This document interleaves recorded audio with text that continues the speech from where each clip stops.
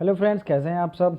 Read and revise series के एक और सब्जेक्ट के साथ मैं उपस्थित हूं। जैसा कि आप सबों को पता है, read and revise series start किया गया है और इसमें प्रत्येक प्रैक्टिस सेट का चैप्टर पहले आपको बताया जाएगा, जिस चैप्टर को इस वीडियो को पढ़ा भी दिया गया है पहले भी।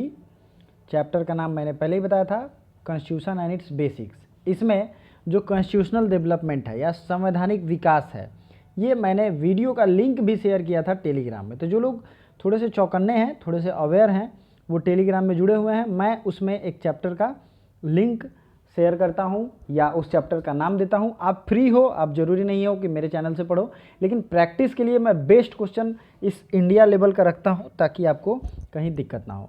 20 मिनट से ज़्यादा का ये वीडियो नहीं होगा, वीडियो लास्ट तक जरूर देखिएगा। लेकिन जो इससे आपको रिवीजन मैं कराऊंगा वो शायद 200 क्वेश्चन के बराबर कराऊंगा। तो ये आपको फैक्ट ध्यान रखना, ये मैं गारंटी देता हूँ। वन डे एग्जाम पॉइंट को जरूर सब्सक्राइब करिए और इसको वीडियो को शेयर भी करिए ज़्यादा से ज़्यादा दोस्तों के पास। पहला क्वेश्चन क्या है, स्क्रीन पे आपके आ रहा है। आपका जो भी राइट आंसर इसका लगे प्लीज़ कमेंट बॉक्स में कमेंट करिए। By which of the following act legislative council of India received the power to discuss the budget. इस क्वेश्चन का मतलब क्या है, पहले ये समझिए। किस अधिनियम में बजट पर बहस करने की अनुमति दी गई थी। आपको पता ही है कि भारत में जो जितने भी एक्ट आए हैं उस एक्ट में कुछ ना कुछ सुधार किया गया है, कुछ स्वायत्तता भी दी गई है। 1857 की क्रांति होती है, उसके बाद कुछ ना कुछ इसमें स्वायत्तता दी जाने लगी है। जैसे 1861 का अधिनियम आया, फिर 1892, 1833 या 1853। तो राइट आंसर इसमें कौन होगा, देखते हैं कितने लोगों का राइट आंसर होगा। हर क्वेश्चन के लिए आपको 4 से 5 सेकंड का टाइम दिया जाएगा, ठीक है। और उसके बाद उसका राइट आंसर आपको लाइव कमेंट करना है। तो इसका राइट आंसर होगा इंडियन काउंसिल एक्ट 1892, ठीक है। ये आपको ध्यान रखना है। 1892 में ये प्रोविज़न किया गया था कि जो भी भारतीय शामिल होंगे वो बजट पे बहस भी कर सकते हैं, ठीक है। 1861 में क्या क्या प्रोविज़न आया था, पोर्टफोलियो आया था, ऑर्डिनेंस आया था, इसकी व्यवस्था की गई थी 1861 के अधिनियम में, 1861 के अधिनियम में, एक्ट में। फिर पोर्टफोलियो और ऑर्डिनेंस तो आपने देख लिया। नॉमिनेटेड इंडियंस की बात की गई थी किसमें, ठीक है, 1861 में की गई थी। नेक्स्ट है डिसेंट्रलाइजेशन ऑफ पावर की बात की गई थी 1861 में। लेकिन 1892 में आपको मैंने अभी बताया डिस्कसिंग ऑन बजट पे बात की गई थी। फिर इसमें और क्या सुधार किया गया था, अगर आपको बजट में कोई प्रॉब्लम महसूस होता है तो क्वेश्चन कर सकते हैं। ध्यान से सुनिए, क्वेश्चन कर सकते हैं, काउंटर क्वेश्चन नहीं कर सकते हैं उसका आंसर आने के बाद, लेकिन क्वेश्चन करने का राइट इसमें दिया गया था। तो ये इसके साथ साथ मैं कई सारी चीज़ों को और भी आपको बता रहा हूँ जो कि अगले क्वेश्चन में क्वेश्चन बन के भी आएगा। In which of the following act provision was made for the establishment of supreme court. तो सुप्रीम कोर्ट की स्थापना जो है 1773 के रेगुलेटिंग एक्ट में की गई है। इस एक्ट के द्वारा सुप्रीम कोर्ट में की स्थापना कोलकाता में की जाती है, जिसमें एक चीफ जज या चीफ जस्टिस और 3 अन्य जज के गठन की बात की गई थी 1773 के एक्ट में। और क्या क्या इंपॉर्टेंट चीज़ें हैं मैं आपको बता देता हूँ। सबसे पहले इसमें जो है बंगाल के गवर्नर को गवर्नर जनरल का नाम दिया गया था, गवर्नर जनरल ऑफ बंगाल कहा जाने लगा, जो कि थे वॉरेन हेस्टिंग्स। और बम्बई और मद्रास प्रेसिडेंसी को कलकत्ता प्रेसिडेंसी के अंदर में रखा गया, ठीक है। और ये सब मुख्य मुख्य बातें हैं। अगला क्वेश्चन है, the federal court of India was established in which of the following year. Federal court आप समझ रहे हैं, संघीय न्यायालय, इसकी स्थापना कब हुई है, तो ये है 1937। रेड वाला जो है वो राइट आंसर है, ठीक है। संघीय न्यायालय की स्थापना कब हुई थी, 1937। अगला क्वेश्चन है, under which of the following act dyarchy was introduced at central level. तो डायआर्की आपको पता ही है, डायआर्की क्या होता है। इसका मैंने बहुत पहले, अगर आपने मेरी वीडियो देखी होगी तो इसका ट्रिक बताया था, ठीक है। तो पहले इसका आंसर देख लेते हैं। 1935 के एक्ट में ये प्रोविज़न किया गया था। डायआर्की का जो व्यवस्था है ये 1935 के अधिनियम में सेंट्रल लेवल पे आया।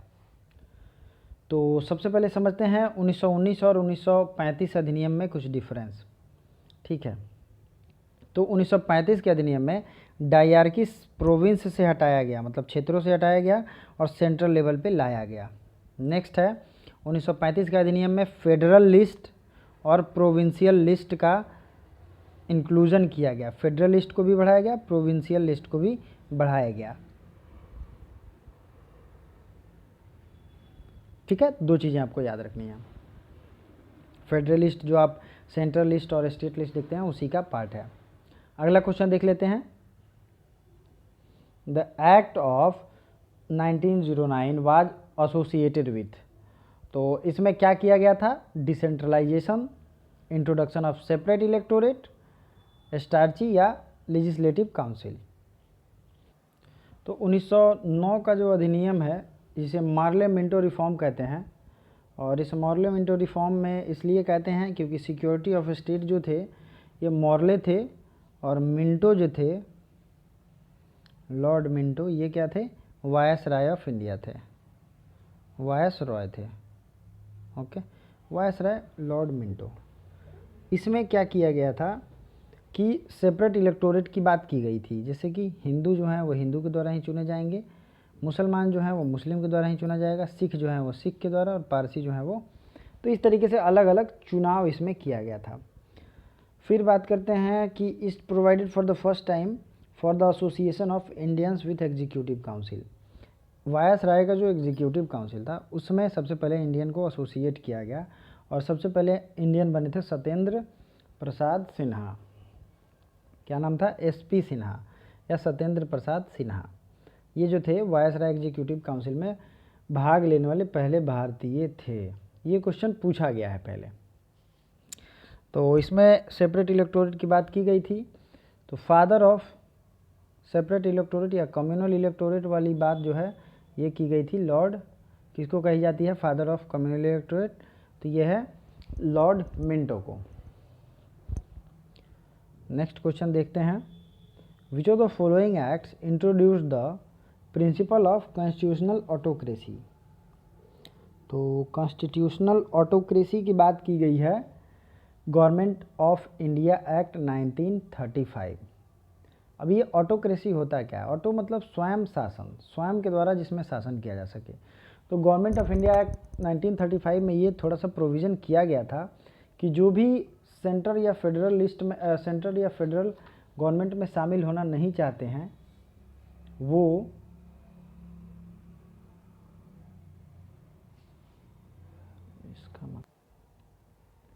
तो इस क्वेश्चन का जो 6 नंबर क्वेश्चन इसका राइट आंसर है government of India act. Constitutional autocracy मतलब थोड़ी सी कॉन्स्टिट्यूशनल स्वायत्ता इसमें ज़्यादा दी गई थी, और हर मामले में कुछ ज़्यादा फीचर्स भी ऐड किए गए थे, और जो भी प्रोविंसेस थे उनको ऑटोक्रेसी दिया गया था। तो ये आपको ध्यान रखना है।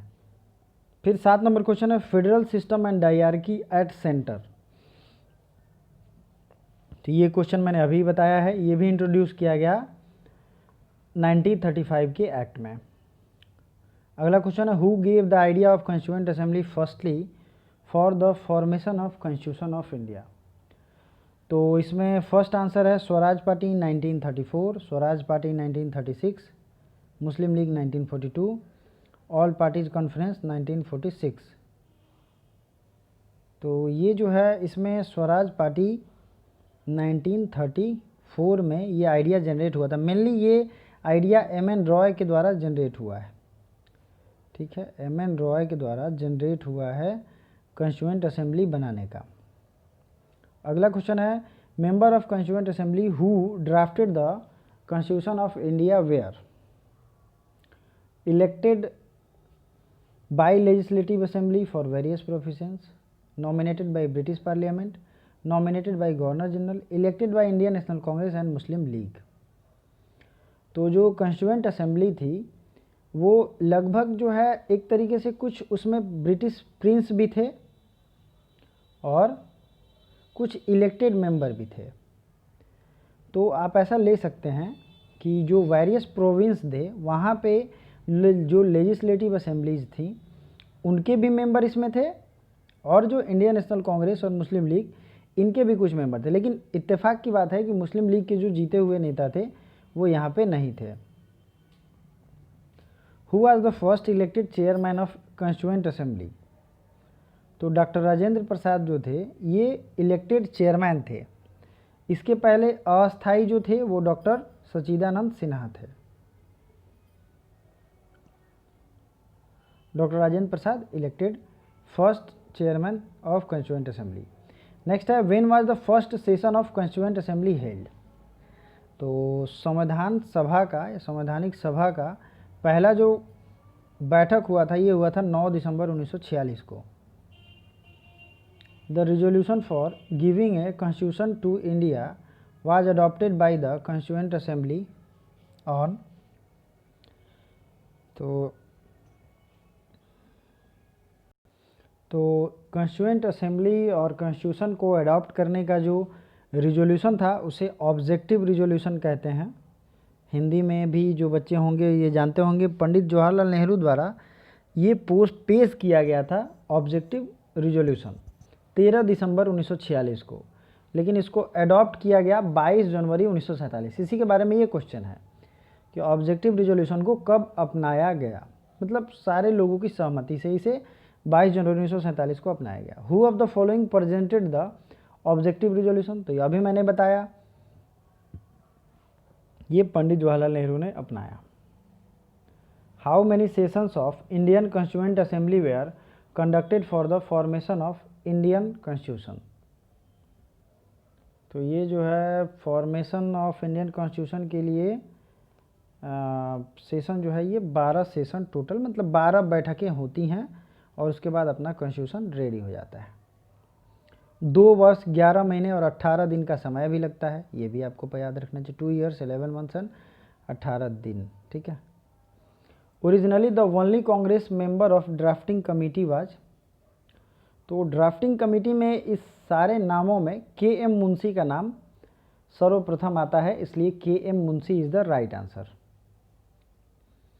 अगला question, who was the first vice president of constituent assembly? तो वाइस प्रेसिडेंट जो थे ये कौन थे? तो फर्स्ट वाइस प्रेसिडेंट थे HC मुखर्जी। ये क्वेश्चन आपको कहीं नहीं मिला होगा, लेकिन आपको याद रखना, प्रेसिडेंट तो थे ड्राफ्टिंग कमेटी के या कॉन्स्टिट्यूएंट असेंबली के नाम आपने याद किया होगा। तो जो प्रेसिडेंट थे वो डॉक्टर राजेंद्र प्रसाद थे, लेकिन जो वाइस प्रेसिडेंट थे ये थे HC मुखर्जी। नेक्स्ट है the first day session of Indian constituent assembly was chaired by? तो मैंने पहले ही बताया था, ये डॉक्टर सच्चिदानंद सिन्हा के द्वारा अस्थाई ये सदस्य अस्थाई अध्यक्ष थे, और अस्थाई अध्यक्ष जो थे उनका नाम क्या था? Doctor Rajendra Prasad. When was constitution established? तो कॉन्स्टिट्यूशन जो है ये इस्टेब्लिश कब किया गया? इस क्वेश्चन का मीनिंग ज़रा ध्यान से समझना है। कॉन्स्टिट्यूशन को एडॉप्ट एंड इनैक्टेड, एडॉप्ट किया गया 26 नवंबर 1949 में, लेकिन अगर इस्टेब्लिश की बात की गई, स्थापना कब की गई, तो ये किया गया 26 जनवरी 1950 में। दोनों क्वेश्चन में अंतर है, कब हमने अपनाया तो ये 26 नवंबर 1949 को ही लागू हो गया। जब आप लोग भारत की प्रियम्बल पढ़ते हो, प्रियम्बल मतलब समझते होंगे बहुत लोग, उद्देशिका, तो उसमें जो डेट दिया गया है वो है 26 नवंबर 1949। वही डेट जो है वो एडॉप्शन का डेट है, उसको एडॉप्ट किया गया, आत्मार्पित किया गया। लेकिन जो 26 जनवरी 1950 है ये इस्टेब्लिशमेंट का डेट है। अगला question, when Burma was separated from India? तो बर्मा को भारत से कब अलग किया गया? ये भी क्वेश्चन आपको याद रखना है। बर्मा चूँकि पहले भारत का ही पार्ट था, तो बर्मा को अलग किया गया है 1935 के अधिनियम में, और ये तो 1935 के अधिनियम से ये अप्रैल 1937 में बर्मा को भारत से अलग कर दिया गया। जैसा कि 1893 में अफगानिस्तान भारत से अलग हुआ था, बर्मा म्यांमार भी अलग हो गया। नेक्स्ट क्वेश्चन है, who among the following was not a member of drafting committee of the constitution? तो इनमें से कौन सा जो है वो ड्राफ्टिंग कमेटी के मेंबर नहीं थे? तो बताइए कौन नहीं थे? जवाहरलाल नेहरू जो थे वो नहीं थे। तो 4 जो है वो राइट आंसर होगा। अब आप लोगों को जो कमेंट बॉक्स में मैं क्वेश्चन पूछूंगा उसका राइट आंसर देना है, बहुत ही इंपॉर्टेंट क्वेश्चन है।